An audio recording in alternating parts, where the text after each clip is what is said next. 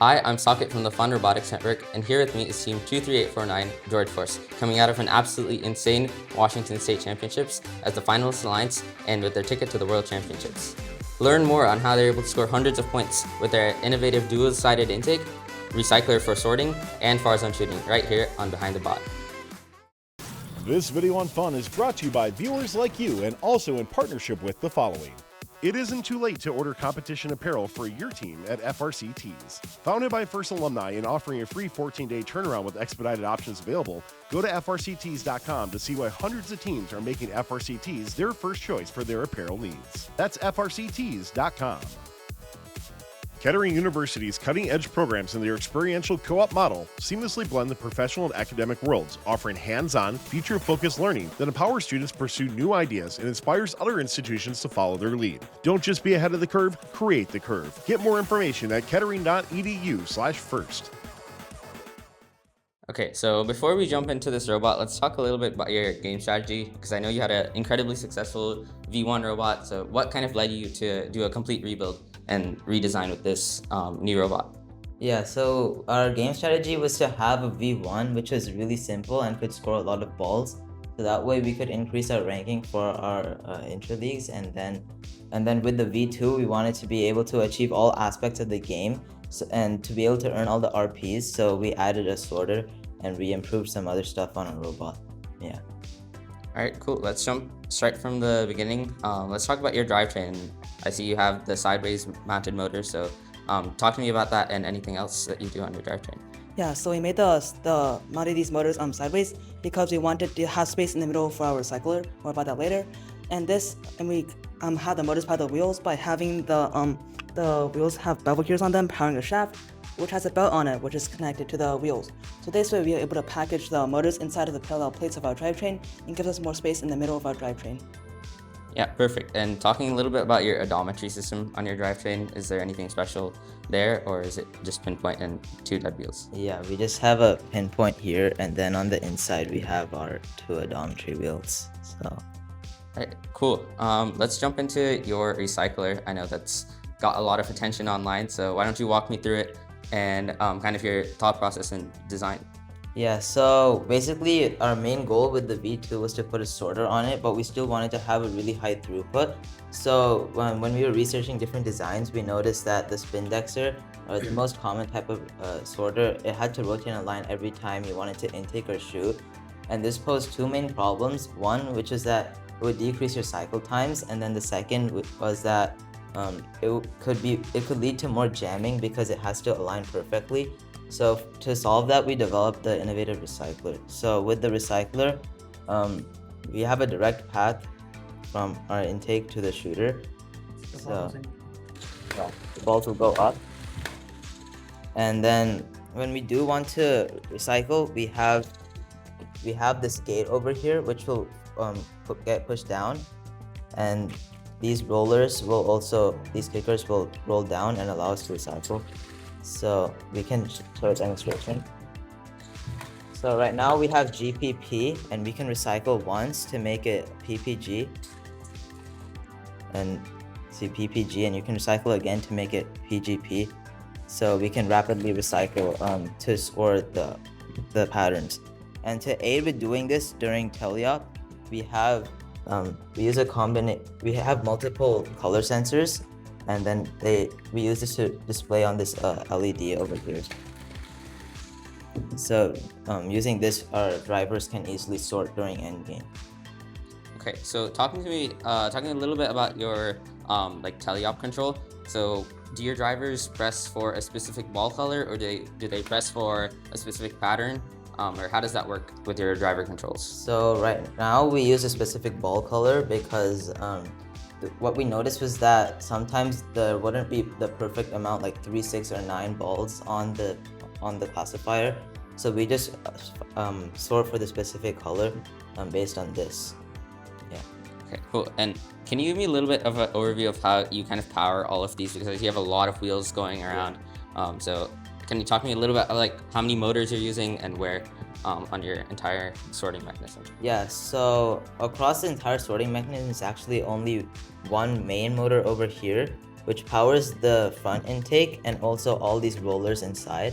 So basically this one is a 1100 RPM motor because we needed more torque because there's a lot more rollers here compared to the back intake, which it's a 1620 RPM motor, and it uses bevel gears to power this singular intake shaft, which is why we can have it run faster. So, but coming back to the front intake, we have this belt over here, which connects to the main set of central rollers. You can see them here, this set. Yeah, and then we have a gear over here which reverses the power on this shaft, and it makes sure that the main intake shaft is spinning in the opposite direction of our central rollers so that the ball can go up correctly. Right, cool. And then the main thing that enables our sorting to work is this Biflow ramp over here, which is mounted on 2 sets of Mizumi slides. Basically, what this lets us do is that, so the main issue was that we needed a way to allow balls to come in from the front and feed into this transfer area while also being able to come in from the back as well. So from the front, the Biflow ramp will stay stationary and the balls will go up. And from the back, the Biflow ramp will get pushed forward, allowing the balls to transfer into the same area. So this is how we solved one of the issues in our robot. Right, very cool. So while we're on the topic of like the intake, so why don't you talk to me a little bit what went behind the decision to go for a dual-sided intake? And obviously there's a lot of different types of wheels, so talk to me about your intake geometry as well. Yeah, so we have a double intake because we followed our game strategy. So at the earlier competitions, we looked at where the balls would pile up, and they would usually pile up in the 2 human player stations. As a result, we decided that if we could have a double intake, that could intake from one human player, then like shoot in the middle for a zone, and then go to the other human player intake, and then shoot in the same spot without rotating. That would greatly improve our cycles. And this was made possible by our recycler design because it had a bottom channel, and then if we decided that if we could add another intake to the back, we could easily have a double intake without making any major changes. Okay, and talking a little bit about your material choice, because I see that you have a lot of different wheels with like Swift, Go Build a Grip Force, cut Gecko wheels. So Yeah. Is there any kind of special way that you decided which wheels worked the best, or was it really just testing? So basically, one important thing was that when we had 3 balls, we didn't want our intake to jam. Yeah. So basically, the intake will barely be able to run over here, and that's made because these Grip Force wheels, they have these extensions, and it's 48 millimeters through these little dots. So the lower section over here is actually a bit smaller, and it allows our wheel to keep rotating when there's 3 balls. Yeah. And then you can see this cut Swift wheel over here is so that we can vector 1 ball in when we run into 2 balls at a time. Yeah, so the left ball will always get vectored in first. And then over here, these are actually some custom molded wheels that we cut. Over here on the back is actually the full wheel. So we just made a 3D printed mold for this, and basically on the back it's a bit bigger to allow the wedges to be able to suck the balls in. And then on the front we cut them because they were protruding outside the front of our robot, which meant that we weren't able to shoot when something was contacting it. So we cut the wheels here. Very cool. And again, talking a little bit about your driver control. So how do you handle intaking from both sides? Because I see you're very fluid on the field. So is there anything special you do there? I think our control is pretty normal. We just have one button to run both of the intakes at the same time. So I can just run right now. The back one also runs, so we can intake both. And yeah, to make sure we don't have more than 3 balls in our robot at the same time, because our robot is capable of processing 5 balls, we have 2 beam break sensors inside here. So what they do is that when the beam is, yeah, you can see it right there, and if the beam is broken, it lights this light up. So that way, the driver know that we have 3 balls and we don't try to intake anymore and get over possession penalties. Very cool. And finally on this intake, I see you guys have a camera over here. So can you talk to me a little bit about how you use that in auto, or if you even use it in teleop? We use this camera during our autonomous period so that we have a better far zone auto. Specifically, we designed a blob detection auto, and the idea is when we're alliance with somebody who has a 15 or 18 ball auto that constantly keeps hitting the gate, we want to use the camera to detect the position of the biggest blob near the human player zone and go to there instead of going to a set position in the human player zone, so that we guarantee we shoot at least 2 to 3 balls every single cycle. Cool. And have you had any issues with kind of the camera adding loop times or latency, or has it been kind of pretty straightforward? It was pretty straightforward.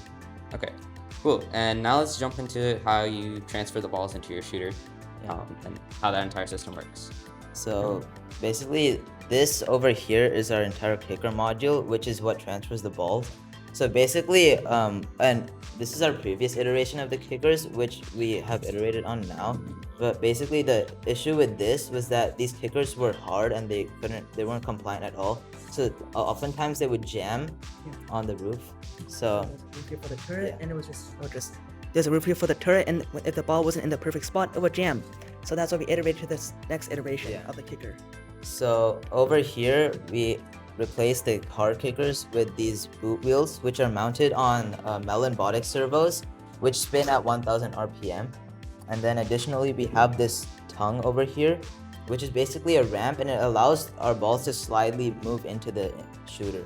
So with the system, we can get a 0.6 second rapid fire.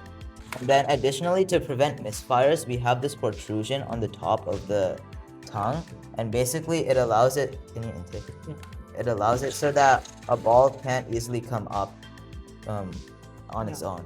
To make it so the ball can come up while shooting, we just move the gate backwards a little bit so there's space for the ball to come up.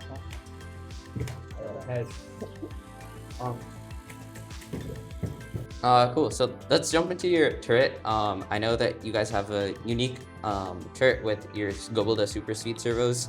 So talk to me a little bit about the gear ratios, speeds that you're running on your turret. Yeah, so while designing the turret, one thing we wanted to, because we were limited on space, because we had a pretty tall robot already, we wanted to avoid using gearboxes to increase the range of regular servos to be able to get the full range of our turret. So to do this, we looked into Gobolda 5-turn servos, and what we ran the calculations through with the weight of our turret, and what we noticed is that the super speed servos would actually have enough torque to be able to rotate our entire turret. So this is a 1-to-3 gear ratio on the 5-turn super speed servos. So, and we can get the entire range. Right now we're getting limited by our wiring solution, which is something we plan to change, but we can actually get an entire 360 using these 5-turn servos. More than 360, yeah. Very cool. So are you running just servo mode on that, and have you seen any issues with the PIDs and reaching the turret reaching the target on time, or has it been pretty good? So far as, yeah. We don't have to run a PID, because we just use the servo mode of the 5-turn servo. Because they're super speeds, we haven't had any issues with it getting to the set position. Yeah, and as we said earlier, the torque, we ran it through the torque calculation, so it's actually pretty fast. It'll get to the starting position pretty fast. So it's this far out and you start it. So yeah. Cool. Okay, so let's jump into your shooter. This is quite different than your V1. So talk to me a little about what kind of all the different parts that went into this that led you to your current design. Yeah, so basically this is like just one of the normal hooded shooters, but we have two major flywheels over here. So basically it's wider, so it makes sure that the compression is more spread out, and it makes our shots a bit more consistent. And then we have 4 steel flywheels on the sides of the flywheel to have a better moment of inertia. And then additionally, we have this hood that comes up over here, and it has this counter roller over here so that we can reduce backspin on the balls. Yeah. Yeah. And how do you power that controller? And I know a lot of teams have had issues with efficiencies. Is there anything you're doing to improve efficiency? So spur gears are actually really efficient if you use them correctly. So it's basically just perfect C2C over here. We have the spur gears. It's a smaller gear to a bigger gear over here, and then from the belts we have a 3-to-1 reduction. So this is 60 tooth and this is 20 tooth. And then another thing that helps improve our efficiency is that we use hybrid ceramic bearings. You can see here, these bearings are red.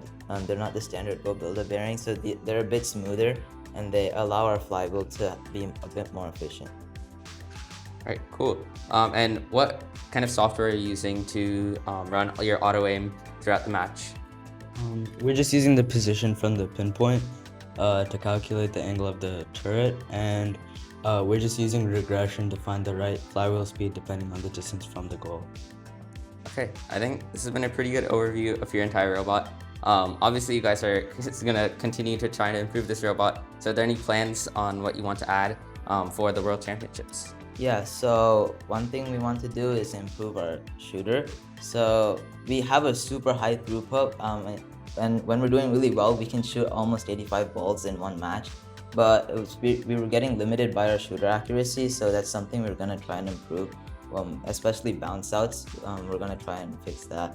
And then additionally, we want to make our intake a bit more efficient, because there's a lot of power transfer going on right here. So our intake isn't the most efficient, but it still worked. But in order to make sure that our robot can be the best it can, we want to increase our efficiency over there. Cool. And then are there any plans to add a full park, or are you guys going to stick with your half park that you've been running? I think so far the half park has been working well for us, because a lot of the top teams have it already.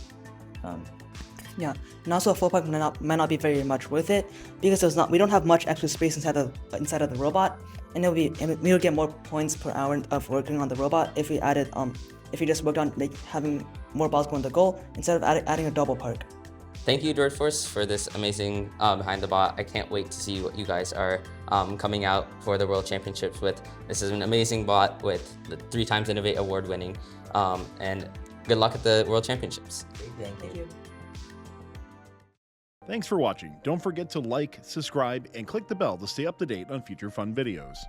Kettering University's cutting-edge programs and their experiential co-op model seamlessly blend the professional and academic worlds, offering hands-on, future-focused learning that empowers students to pursue new ideas and inspires other institutions to follow their lead. Don't just be ahead of the curve, create the curve. Get more information at kettering.edu/first.